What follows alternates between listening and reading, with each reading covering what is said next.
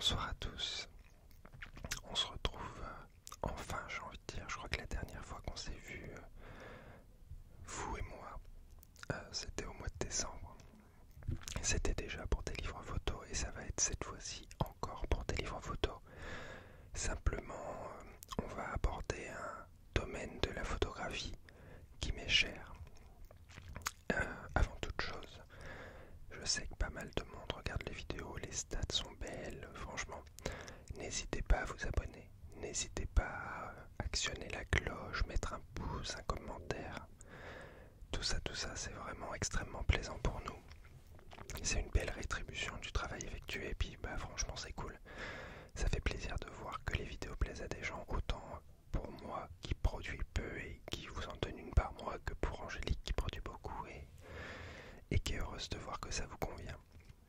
Donc voilà, parenthèse fermée. Aujourd'hui, une petite vidéo sur... petite, je sais pas si elle sera petite en soi parce que j'ai quand même pas mal de trucs à vous présenter. Comme d'habitude, je vais vous montrer les livres pendant la vidéo. Et donc on va parler de la photographie de rue. La photographie de rue, c'est un gros pan de la photographie. C'est relativement peu connu du grand public. Alors que le grand public en fait connaît pas mal de photos de rue. Mais c'est pas exactement ce que c'est. C'est une pratique qui peut paraître assez intrusive vue de l'extérieur. Et en fait, c'est globalement quelque chose de très simple. Comme dans tout domaine, il y a des gens qui font n'importe quoi et qui n'ont pas de respect. Et enfin voilà, c'est une question de pratique. Et les gens en général sont assez peu appréciés. La photo de rue, qu'est-ce que c'est? La photo de rue, c'est le fait de photographier dans l'espace public sans que ce soit posé, sans que l'on demande donc aux gens de poser pour un portrait ou autre, et sans que ce soit mis en scène. C'est-à-dire qu'on ne dit pas à nos amis « Ah bah tenez, mettez-vous là pour avoir une photo finale ». La photographie de rue, c'est donc le fait de photographier où que ça puisse être dans l'espace public, en bas de chez soi, dans sa ville, dans la campagne, c'est de la photographie de rue en fait potentiellement. À la plage, à la montagne, n'importe où, à partir du moment où c'est un espace public et où il y a, oui ou non, des personnes. Il n'y a pas de nécessité d'avoir des personnes, il peut y avoir de magnifiques photos de rue qui ne contiennent aucun être vivant, mais des traces de vie entre guillemets avec des objets ou la rue en elle-même peut contenir les bâtiments. Et donc voilà, photo de rue, c'est tout ça. Et c'est assez peu connu du grand public comme pratique photographique. Et pourtant, par exemple en France, on a Henri Cartier-Bresson, qui était un des plus grands photographes français. C'est pas que de la photo de rue, il a fait pas mal de choses. Il a fait du photoreportage, du documentaire, enfin il a fait beaucoup de choses. Et il a, entre guillemets, démocratisé la photo de rue. C'est un des instigateurs, même si à l'époque c'était pas nommé de cette manière-là. Il y a Doisneau, qui est très connu pour sa photo du baiser de l'hôtel de ville, qui est en fait une mise en scène. Donc à proprement parler, ça rentre pas dans la catégorie photo de rue parce que ça a été, il a payé des acteurs pour mettre en image ce qu'il avait imaginé. Il a beaucoup d'images sur le Paris de son époque. Pareil pour Henri Cartier-Bresson, il y a beaucoup de photos qui en fait servent de référence à ce qu'était le monde à cette époque-là. Ça nous permet d'avoir des repères dans le temps. Il y a en France Sabine Weiss qui est une femme, qui est une des femmes les plus connues à avoir fait de la photo de rue et qui pareil photographiait les rues, photographiait les villes, photographiait la vie en fait. Et la photographie de rue, c'est le fait de documenter ce qu'est le monde à un instant donné. C'est-à-dire que sans les photographes de rue, on n'aurait pas de traces de comment les gens s'habillaient, quelles étaient leurs coutumes, quels étaient leurs us, comment ils évoluaient dans l'espace, comment ils se rassemblaient, quelles étaient leurs activités. Il y aurait des traces écrites, il y aurait potentiellement une partie de traces vidéo, mais l'époque c'était relativement sommaire, mais on n'aurait pas ce témoignage du passé en fait. Et ce que font aujourd'hui les gens qui continuent, qui font de la photo de rue, c'est exactement la même démarche. C'est documenter une époque, montrer comment les gens s'habillaient, comment les gens vivaient entre eux. Il y a des milliers d'approches différentes, parce que chaque personne est différente et chaque personne va avoir son style, sa sensibilité, sa culture, et donc approcher plus ou moins facilement certains quartiers, certains thèmes. Et donc en fait la photo de rue c'est extrêmement large, extrêmement libre entre guillemets, mais en même temps c'est une photographie qui est extrêmement dure. Pour pratiquer moi-même, c'est extrêmement exigeant, c'est extrêmement chronophage, ça prend beaucoup de temps, parce que il ne s'agit pas juste de capturer, de prendre une photo des gens dans la rue, enfin je veux dire, juste prendre une photo des gens dans la rue en soi, ça n'a pas un intérêt particulier, hormis prendre des gens dans la rue sans qu'il y ait rien. Les images, malgré tout, elles méritent une construction, elles méritent une histoire, elles méritent d'interroger le spectateur. Et en fait, c'est tellement aléatoire, la vie est tellement belle et tellement animée que la photo de rue, c'est très complexe. Et il y a un photographe américain extrêmement connu qui s'appelle Alex Webb. Je montrerai quelques images tout à l'heure, qui disait qu'en fait la photographie de rue, lui ce qu'il aimait c'était se perdre dans une ville pour la découvrir, pour voir à quoi ressemblent ses habitants, comment fonctionne la ville, les centres névralgiques, comment ça s'anime, comment ça se coordonne. Et qu'en fait c'était 99,9% de ratés dans les photographies, de photographies qui ne sont pas belles, parce que malgré tout il n'y a pas que l'aspect purement documentaire, il y a aussi un aspect graphique, un aspect compositionnel, un aspect esthétique. Et en fait c'est un ensemble de choses qui font que par instant il va y avoir une image où toutes les choses vont s'organiser entre elles et arriver à un moment qui est beau, qui signifie quelque chose et qui parle aux gens, parce que ça leur parle d'eux-mêmes, ça leur parle de ce qu'ils voient au quotidien. Et en fait moi c'est ce que j'aime aussi, c'est pouvoir montrer des choses que les gens ne voient pas toujours. Et moi le premier, quand je me balade dans la rue par exemple avec Angélique, avec notre fils, j'avoue que je suis moins à l'écoute de ce qui se passe autour de moi, je vois moins les petits détails, les petits gestes, les actions, les choses un peu saugrenues qui pourraient survenir. Et en fait, quand j'y vais seul faire des photos, que je sors 2-3 heures dans la rue, et il y a plein de fois où il se passe rien, ou du moins je ne vois rien, et il y a des fois il va se passer un truc, je vais remarquer, et encore une fois tout ça c'est un travail sur la longueur de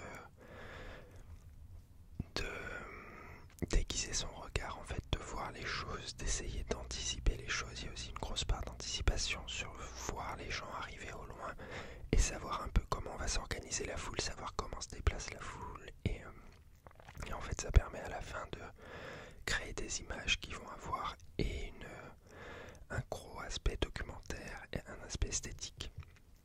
Et je sais que personnellement je photographie en couleur, j'aime beaucoup que ce soit graphique et coloré, en fait, qu'il y ait des couleurs qui se répondent, et tout ça c'est fascinant, et on voit le monde autrement en fait, à passer du temps dans la rue, à voir les gens, à voir autant de belles choses, des grands éclats de rire, des joies, des sourires, des gens qui s'aiment, et voir aussi beaucoup de choses tristes finalement, et ce qui est, en fait ça fait relativiser beaucoup de choses sur ce qu'on peut vivre nous-mêmes, de constater que la vie est belle, la vie est parfois dure, mais la vie en fait dépasse tout ce que la fiction pourrait imaginer. Il y a tout un discours justement sur l'intelligence artificielle aussi, et il se trouve que de mon point de vue, il y a beaucoup plus de surprises dans le quotidien, parce qu'il y a trop de variables en fait, que ce qu'une personne par elle-même pourrait vouloir créer avec son imagination. La vie est pleine quand il y a 150-200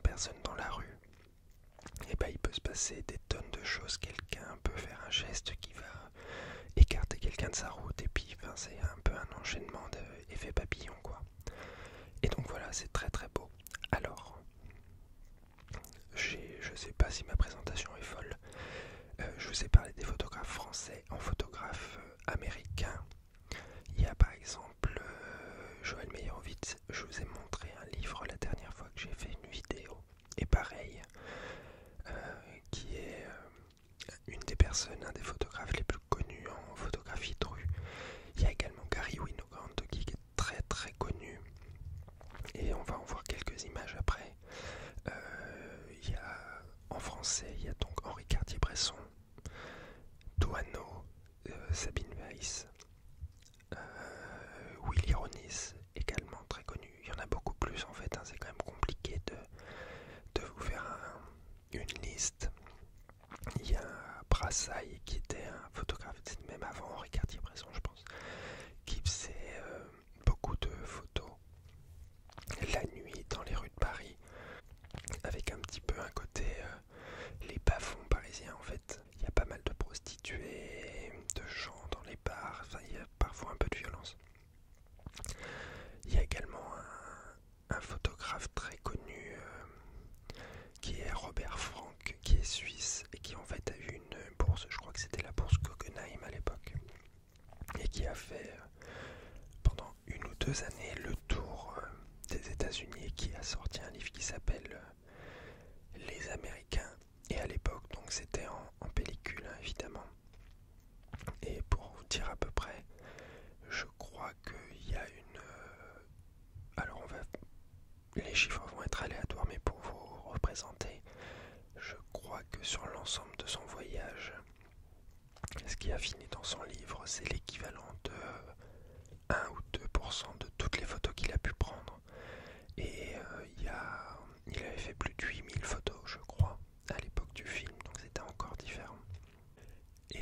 Et voilà, et ce que je vais vous présenter ce soir, ça va être globalement sur la photographie de rue contemporaine, parce que les 2 livres que j'ai en fait à vous présenter sont sur des mouvements, on va dire à partir des années 2010, les nouveaux arrivants, le renouveau un peu, ce qu'il y a eu de la scène sur la photographie de rue. Donc je vais commencer par un premier livre pour situer d'un point de vue chronologique le livre Tout sur la photo, et il n'y a pas grand chose dedans, c'est vraiment sur Tout sur la photo. C'est un livre qui est très intéressant parce que il présente l'ensemble des mouvements de la photo de ses débuts à aujourd'hui, en présentant les artistes principaux. Et je sais qu'ils font ça sur pas mal d'autres sujets. En l'occurrence, c'est sorti chez Flammarion, et ils l'ont fait sur le cinéma, sur pas mal de domaines, et c'est très intéressant. Donc je vous reprends tout de suite avec un petit peu de ce livre. Donc voilà, nous sommes sur le premier livre, Tout sur la photo, aux éditions Flammarion. Et donc nous allons commencer directement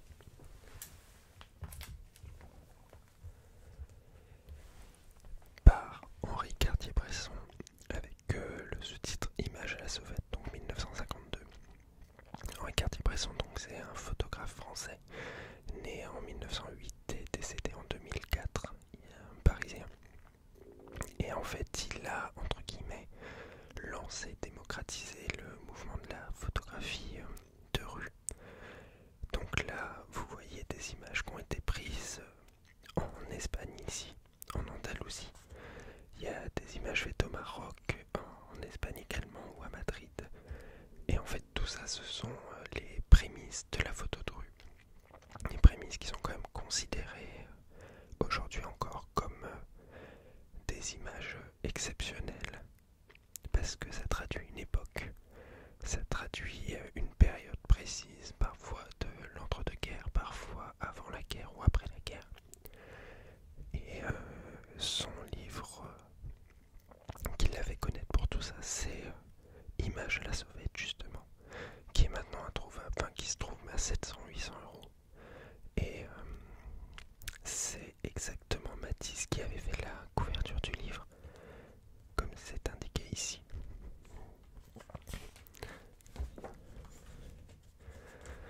Donc là, on parle de la photographie de rue avec des exemples encore. Ici, qui est-ce?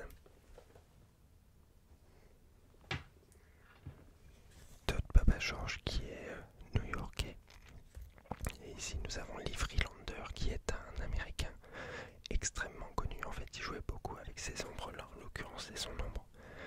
Et il a tout un livre là-dessus, en fait, sur son ombre dans ses photos. Et pareil, de la photographie de rue. Bon, à l'époque en noir et blanc évidemment, parce que la couleur c'était... je suis même pas sûr que ça existait réellement à cette période-là en fait. Ça existait, mais c'était vraiment les prémices. Et c'était dédié à des usages bien précis. Et ensuite, toujours pareil, de la photographie de rue. La Tony Red Jones. Comme vous voyez, ça peut être à peu près n'importe où. Là, c'est un concours de beauté. Et ensuite, donc, on passe sur un zoom sur Garry Winogrand, qui est donc, pareil, un photographe de rue new-yorkais. Et cette image, en fait, est une image extrêmement connue. Elle avait créé beaucoup de débats à l'époque, parce qu'elle a une... on parle des années 60 aux États-Unis. Elle a une charge relativement importante en termes de sujet de société. Un couple mixte et qui se balade aux abords de Central Park avec deux petits chimpanzés. Je sais pas exactement si ce sont des chimpanzés, mais donc comme vous l'imaginez, ça peut être perçu de plein de manières différentes. Et Winogrand, en fait, lui, il photographiait et il laissait aux gens le loisir d'interpréter, en fait. Il n'y a pas d'interprétation dans son image au-delà de ce qu'il a vu et de ce qu'il a trouvé incongru comme situation. D'avoir ce couple avec des chimpanzés dans les bras. Et c'est ce qu'est aussi la photographie de rue, un témoignage, un document d'une situation donnée à un moment donné, et chacun en soi peut se poser les questions qu'il veut sur ce sujet. Alors voilà pour la présentation avec un petit peu d'Henri Cartier-Bresson, un petit peu de Winogrand, comme je vous avais dit. Ils sont des images exceptionnelles. Maintenant on va partir sur le livre sur la photographie de rue contemporaine qui est sorti il y a quelques années de cela et qui a un peu relancé l'essor sur internet, sur les réseaux sociaux. Ça coïncidait un peu avec l'apparition des groupes, des forums et tout ça. Et donc ce livre est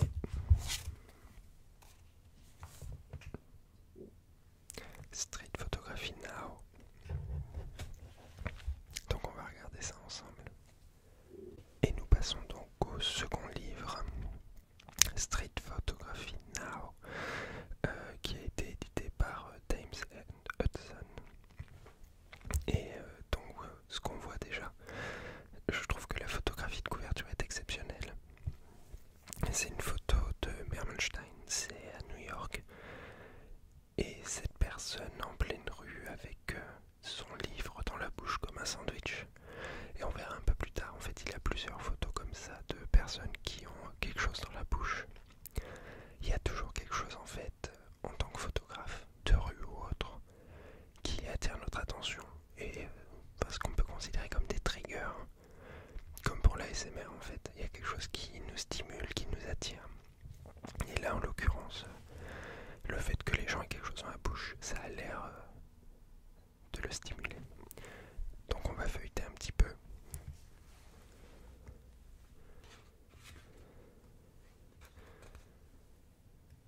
Donc comme vous voyez, là c'est une photo de rue et en fait il n'y a pas de présence humaine.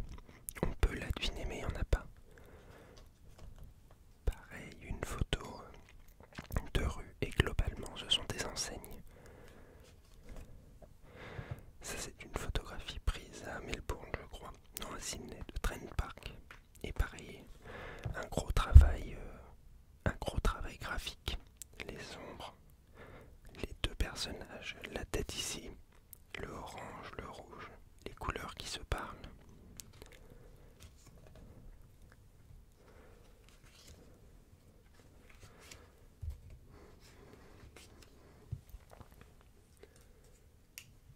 Passons directement à ce que j'avais sélectionné. Alors, Martine Collard. Ça en fait c'est de la photographie de rue parce que c'est en partie photographié dans l'espace public et pourtant ça n'y paraît pas, on voit pas des gens en gros plan ou quoi que ce soit. C'est un photographe, Martin Kolar, qui est tchèque et en fait il a traversé les pays des Balkans pendant quelques années et il a fait ces photos qui sont toujours un peu décalées. On cherche à comprendre le sens mais on ne sait pas trop ce qui s'y passe réellement. C'est intriguant.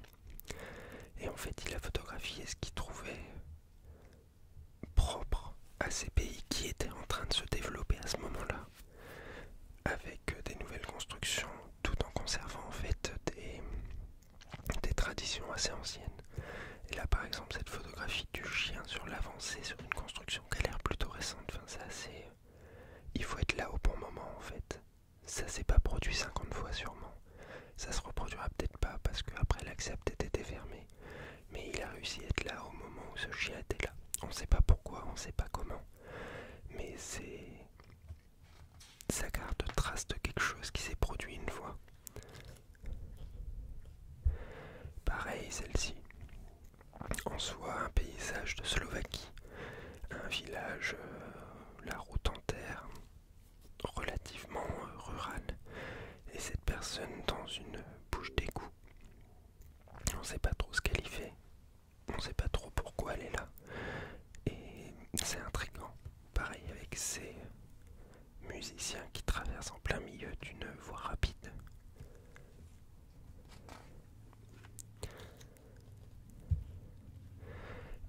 Ça.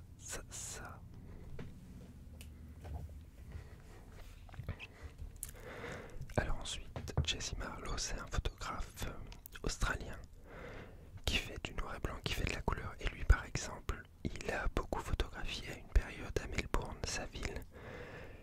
Il venait de se blesser en fait. Et il s'est rendu compte que dans la rue, il voyait de plus en plus de monde avec des pansements, des bandages, des membres cassés. Et en fait, il a commencé à faire une collection de photographies de personnes qui étaient blessées. Et donc il se retrouve par exemple avec celle-ci, ce monsieur qui porte cette colonne vertébrale avec le bassin. Et cette personne qui travaille en béquille. Et en fait le hasard a fait qu'il a pas mal de scènes similaires et assez amusantes entre guillemets. Celle-ci, la personne en fauteuil roulant devant la voiture accidentée également. Ensuite il a tout un travail en couleur et ça j'en parlerai une autre fois parce que j'ai un livre dans ma bibliothèque et qui est justement celui-ci. Qui est un travail en couleur sur la ville de Melbourne. Et c'est très graphique, très esthétique, je trouve ça assez magnifique et en même temps c'est toujours un peu amusant. Donc voilà, Jeff Mermelstein, comme je vous disais. La photographie de couverture c'est celle-ci. Et là on se retrouve avec une photographie qui est moins réussie en soi. Mais la moue de la dame avec ce billet de 10 $ dans la bouche. Et comme il dit, c'est excitant de tirer quelque chose d'extraordinaire du banal. Parce que oui, en soi, quelqu'un qui a quelque chose dans la bouche n'a rien d'exceptionnel. Mais rassemblé, mis en collection, mis en ensemble, en fait, c'est intriguant et questionnant. Et ça parle de la ville. Pareil, celle-ci. Ce businessman assis sur un petit mobilier urbain avec son petit pot de nettoyant pour vitre à la main et sa cigarette dans l'autre main. Là, cette iguane baladée en laisse. En fait, il n'y a pas toujours de sens, mais c'est aussi ça, c'est aussi témoigner de l'absurdité parfois des choses. Et là, ce sont des gens qui courent dans la rue. Et c'est amusant, la tête de cette personne est assez amusante par exemple.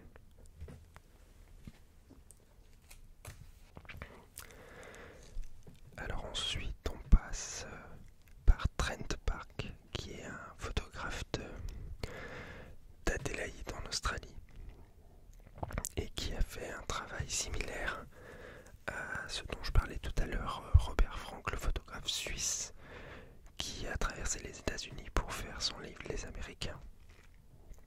Lui, Trent Parker, fait sensiblement la même chose, mais en Australie, pour son livre qui s'appelle Minutes to Midnight. Et ses photos sont exceptionnellement travaillées. Il y a une recherche derrière. Il a sorti un livre récemment qui s'appelle Monument. Et pareil, c'est exceptionnel. J'ai pas réussi à l'avoir parce qu'il coûte extrêmement cher. Mais en fait, il a voulu faire une sorte de témoignage de l'humanité à la manière de ce qu'on pourrait envoyer dans l'espace pour dire à une autre civilisation qu'on existe. Et donc, des images toujours en noir et blanc extrêmement fortes. On ne comprend pas toujours ce qui s'y passe. Là, par exemple, celle-ci avec cette personne en plein ray de lumière, totalement aveuglée, on croirait sur l'image. Et pareil, ça témoigne de ce qu'est la vie en Australie, de l'animation, du mouvement continu, de la lumière assez harche, comme on dit, assez violente, assez crue.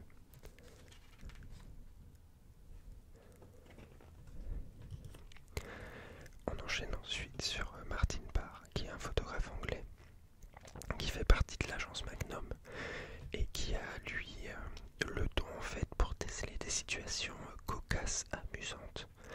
Et c'est toujours extrêmement bien construit, extrêmement fin, et il y a un humour british en fait, qui est assez magistral, je trouve. Il y a un sens de l'esthétique, quelque chose de très comique tout le temps. Celle-ci avec le chien, je la trouve extrêmement marrante. Là pareil, la coupe de champagne, le dos, enfin, je sais pas, il y a une recherche tout le temps de l'esthétique et en même temps d'un côté un peu amusant.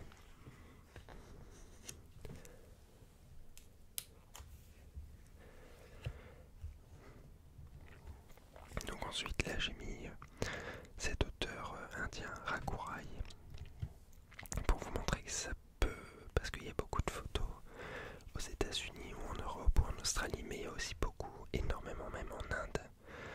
Et donc Raghuraï en fait partie. Des images extrêmement construites aussi. Le visage, la réflexion ici, cette autre personne ici. Et en fait il y a beaucoup de choses à lire et c'est un peu ça la photo de rue aussi parfois. Avoir beaucoup d'éléments qui ne soient pas toujours évidents au premier regard de comprendre. Et donc lui témoigne de la vie des faubourgs de Delhi, des occupations des gens, et en fait c'est très intéressant. Toujours pareil, ce flou de mouvement symbolise un peu l'animation constante, la frénésie des villes indiennes. Et c'est ce qu'il dit ici, pour moi l'Inde c'est le monde entier, c'est un océan de vie. Elle est agitée jour et nuit, je me tiens au milieu de ce déluge humain en tentant de démêler l'émergence et le mélange des différentes couleurs, les myriades de nuances de toutes les émotions mises en branle à chaque déclenchement de l'obturateur.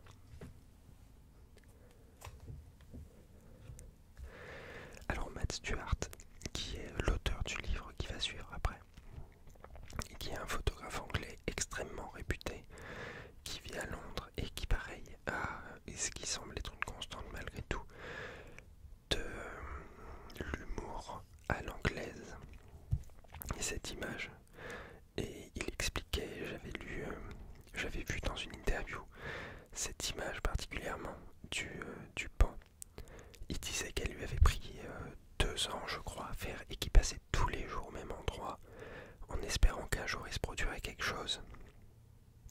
Et qu'un jour il était passé avec un autre photographe très connu et que l'autre photographe lui a dit ah bah je te le laisse, c'est pour toi, tu passes tellement de temps à chercher quelque chose à cet endroit là que c'est pour toi. Et elle est vraiment, c'est cocasse en fait. Pareil ici, celle-ci est assez marrante je trouve, la forme de l'aile du pigeon qui avec les jambes se répandent. Pareil ici, il y a une construction qui est malgré tout assez forte. Donc ces visages, ici il n'y a pas de visage et c'est une personne qui se déplace en fait. Ici il y a encore un visage dans le ray de lumière. celle-ci très marrante. Il arrose, il y a une sorte de petite illusion d'optique qui nous laisse à penser qu'il arrose la tête de la personne, mais pas du tout. Là, cette personne surprise en train de manger des frites après avoir fait tomber son contenant. C'est assez amusant.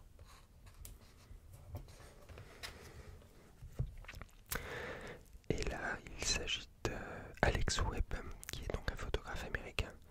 On en reparlera aussi, j'ai un livre qui est magistral à vous présenter. Mais je voulais vous montrer particulièrement cette image. Il a beaucoup photographié en Amérique du Sud, Amérique centrale. Et cette image est exceptionnelle, en fait, il y a tout dedans. Et c'est tellement bien composé, tellement bien réfléchi. Parce que oui, c'est pris sur l'instant, mais potentiellement il a vu les choses arriver et se former. Le fait que ce soit un bâtiment du registre d'état civil, qu'il y ait ici des amoureux, qu'il y ait ici un père avec sa fille dans les bras, cette personne qui part en se cachant, moi ça me fait rappel à l'état civil, les abandons sous X, alors qu'ici il y a le père avec la fille. Et l'image, en plus d'être chargée significativement, elle est donc symbolique et relativement esthétique. Tout est beau. Enfin, je pourrais avoir cette image accrochée dans mon salon, j'en serais ravi. Donc c'est fini pour ce livre, nous allons passer au suivant. Et on va partir maintenant sur le dernier livre qui est sorti l'année dernière, qui recense en fait ce qui se fait actuellement. Et en fait dans celui-ci, plus récent, plus moderne dans son approche que le précédent que je vous ai présenté, fait aussi la part belle à la parité en fait dans la photographie. Et donc il y a pas mal de femmes, ce qu'il y avait un peu moins dans les autres, parce que les femmes sont assez peu représentées finalement sur internet, enfin globalement dans tous les domaines, mais dans la photographie de rue aussi, alors qu'il y en a beaucoup, et qu'elles ont en général une approche relativement pure, plus intime avec le sujet, et les photos sont globalement assez magnifiques. Donc ce livre est Reclaim the Street, qui est un très gros morceau. Donc voilà, on va regarder ça ensemble. Et donc nous passons au troisième livre, et dernier, je vous rassure, ça va pas durer 7 heures non plus tout ça. Reclaim the Street de Stephen McLaren et Matt Stewart. Pareil à Thames and Hudson. Un livre compilation entre guillemets de ce qui se fait actuellement en photographie de rue. Il est sorti l'année dernière, il est très récent, il est assez massif et a beaucoup de pages. On va pas tout regarder. J'ai pas mis de marque-page parce que il n'y avait rien à acheter en fait. Mais je vais faire une vue d'ensemble. Donc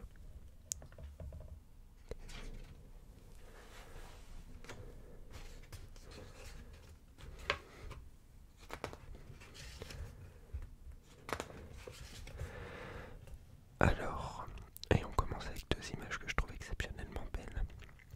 La première, celle-ci, c'est un photographe mexicain, je crois, Gustavo Minas. Et pareil, ça ressemble un peu à ce qu'on a pu voir avant avec Alex Webb. Nous avons ici ces ombres, ces couleurs extrêmement vivantes, le rappel des couleurs, les deux personnes ici. Et pareil ici, le rouge, beaucoup de rouge, la glace sur la tête qui rappelle le t-shirt du petit garçon, la dame qui passe, et le personnage derrière. Et encore un personnage ici. C'est extrêmement bien construit. Alors celle-ci, elle est, je trouve, magistrale. Et comme vous voyez, c'est de la photo de rue, ça se passe sur la plage. Elle est très connue, enfin il y a cette illusion d'optique qui laisse à penser que le tapis est en lévitation, alors qu'il s'agit simplement d'un mât avec un drapeau. Mais en fait, ça coïncide tellement bien qu'on a l'impression que la dame prononce son discours en lévitation. Et c'est bluffant. Et c'est encore une question d'être là au bon moment, d'avoir l'œil, de voir les choses, d'être attentif à ce qui nous entoure en fait. Alors le premier artiste est Shin Noguchi. C'est un photographe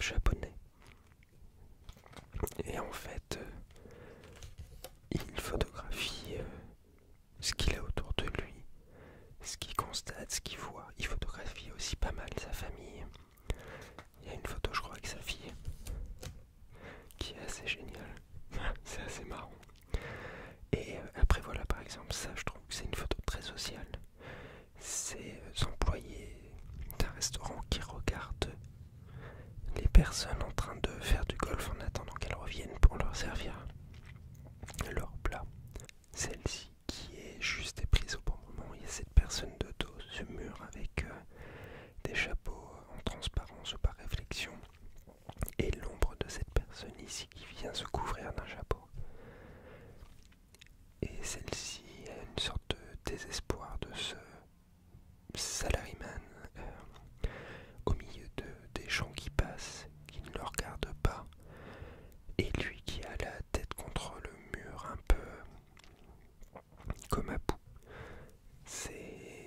Ça peut être un témoignage aussi finalement de ce qu'est la culture du travail au Japon.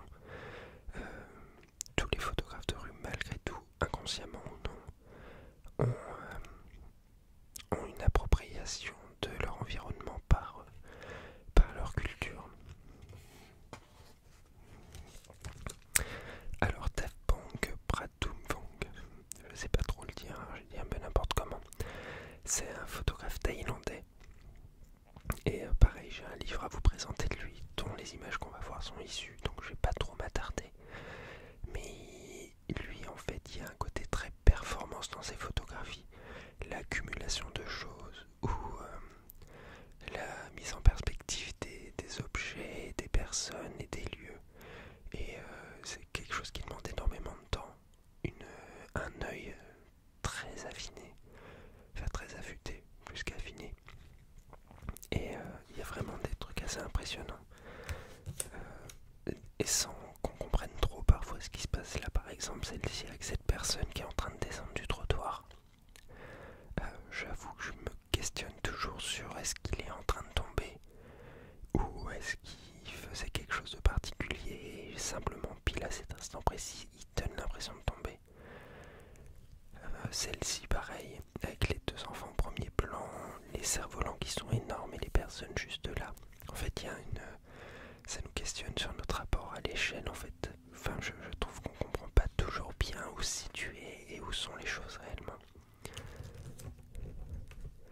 Pareil celle-ci, où on a l'impression que cette personne est en train de descendre dans la pile d'assiettes. C'est marrant, c'est très amusant je trouve. Celle-ci, avec les robes qui volent. Alors là on rentre dans quelque chose de plus classique dans l'approche. Une photographe new-yorkaise, Melissa O'Shaughnessy, qui elle documente la rue. Et il y a toujours quelque chose en fait. Là par exemple celle-ci, ce couple, elle prend un selfie et en même temps son ami, son mari, j'en sais rien, regarde la fille derrière. C'est assez amusant. Ce jeu d'ombre, de lumière avec le garçon qui est ici, le lampadaire, la jeune femme ici. Après moi je suis assez peu fan de ce genre de photos, enfin, ça me touche pas spécialement. Il n'y a pas grand chose je trouve qui m'attire dedans. Au contraire de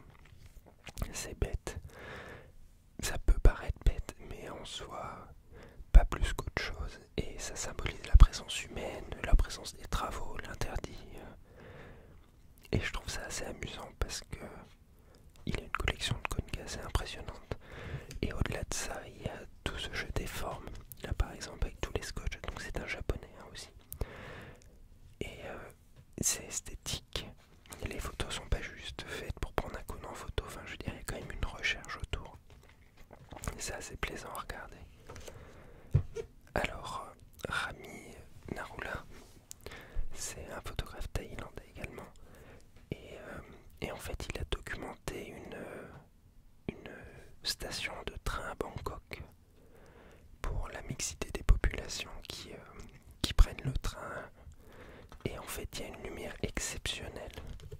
Enfin, c'est assez fou. Il y a une sorte de clair-obscur total sur toutes les images. Et en fait, il a passé des années à photographier à cet endroit-là, à avoir une foultitude d'images. Il en a fait un livre. Et où on voit de tout. On voit des personnes riches, on voit des personnes dans une extrême pauvreté, des enfants, des personnes âgées. Et c'est aussi constater la mixité des lieux.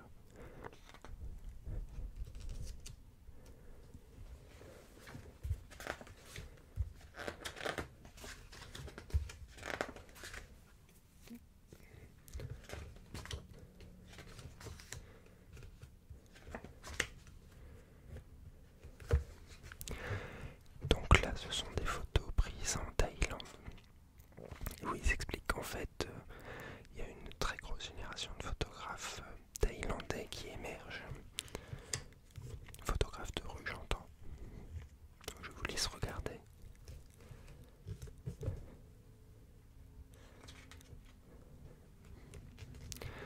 Alors Sam Ferris, c'est un photographe australien qui habite à Sydney et il photographie le soir en rentrant du travail et le matin en allant au travail en fait. Et pareil, c'est relativement riche. Une lumière magnifique, des couleurs vives. C'est toujours au moment du coucher de soleil ou lever de soleil. Et les images, je les trouve fortes, belles et parlantes en fait du monde qu'est Sydney. Ensuite, nous avons André D. Wagner, qui est un photographe new-yorkais qui se concentre majoritairement sur la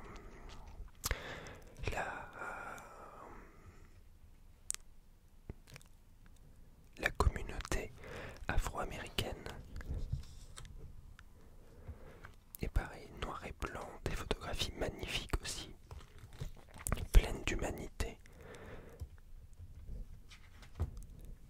pleines de vie. Alors ça, c'est un projet qui est assez marrant d'Elisabeth Pic. C'est à Rome. Je me rappelle plus du monument exact, mais au centre en fait il y a un trou dans le bâtiment et à certains moments de l'année le soleil passe au travers et illumine le centre. Et en fait elle a photographié au centre les gens sous les rayons du soleil. Et je trouve que l'idée est exceptionnelle parce que c'est une question d'attitude des gens, de comportement. Il y a une quête de spiritualité aussi en fait. Il y a quelque chose. Et d'un point de vue esthétique en fait, le fait d'avoir ce ray de lumière en plein centre d'un bâtiment, c'est splendide. Alors maintenant Stuart Patton, qui est un photographe anglais qui habite à Milan et qui fait tout un travail en fait sur la ville de Milan, sur sa difficulté à lui y vivre en fait, et ces images en fait de réflexion pour symboliser un peu le chaos de ce qu'il éprouve quand il y est. Et je trouve qu'il y a des images exceptionnelles. Alors là c'est très esthétique, très graphique. Celle-ci par exemple, il y a quelque chose de fantomatique, on ne sait pas trop ce qui se passe, on ne comprend pas en fait où nous mènent les reflets. Et c'est assez intriguant.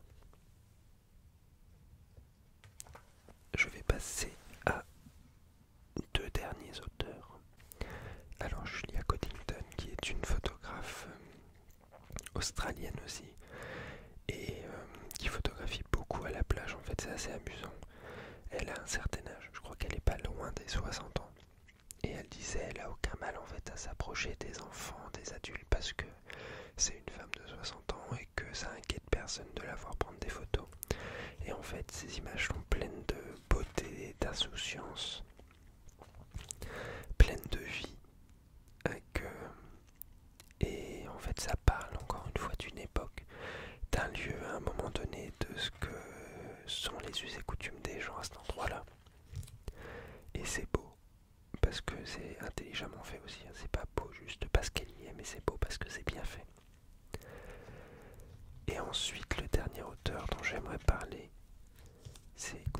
Minas, j'en ai parlé au début, qui a une esthétique, je trouve, très reconnaissable. Là, par exemple, cette image, enfin, c'est tellement réussi. Il y a, il y a de tout en fait. Il y a un visage en haut, les visages ici, le monde derrière. Il y a une sorte de regard un peu décontenancé. Et d'un point de vue esthétique, c'est beau, beau, beau. Il a beaucoup travaillé, lui, dans une station de bus, à photographier les gens, leur vie, ce qui s'y passait. Et encore une fois, je trouve ça riche, parce que tout se croise, par exemple, dans une station de bus. Et donc, en fait, on peut avoir tout type de personnes, tout type de portraits, de la vie, beaucoup de vie, en fait. Donc voilà, je vais arrêter sur Gustavo Minas, parce que après ça va commencer à faire beaucoup, et que je pense globalement vous avez compris le propos concernant la photographie de rue. Alors voilà pour cette vidéo, j'espère que tout ça vous aura plu, que ça vous aura intéressé, vous aura appris des choses. Si vous voulez des infos, n'hésitez pas à me demander en commentaire. Et voilà, je trouve ça intéressant parce que c'est vraiment un pan de la culture mondiale en fait. Ça permet d'avoir des documents, de resituer dans le temps la culture, la société, comment elle a évolué, les modes. Et en fait, tout ça, ça permet d'avoir un regard clair sur où on va quand on sait d'où on vient. Et c'est toujours hyper intéressant, je trouve, d'avoir une vision d'ensemble des choses, de voir ce qui ont été fait avant. Et pareil pour la photo, en fait, il n'y a plus personne concrètement n'invente grand chose dans les domaines artistiques. Il y a toujours un peu à la marge, mais ce qui est important, c'est de faire à partir de soi, de faire parce qu'on a envie de faire ce qu'on sent qu'il est nécessaire de faire pour soi, parce que l'art, c'est avant tout créé pour soi. Évidemment, on crée pour les gens, pour donner à voir, mais on crée pour soi en grande partie. Et voilà, donc j'espère que cette vidéo vous aura plu, que vous avez passé un bon moment, que ça vous a détendu. Et puis, je vous souhaite de passer une bonne nuit et à très bientôt. Alors, je vais faire le classique ciao ciao. Ciao ciao.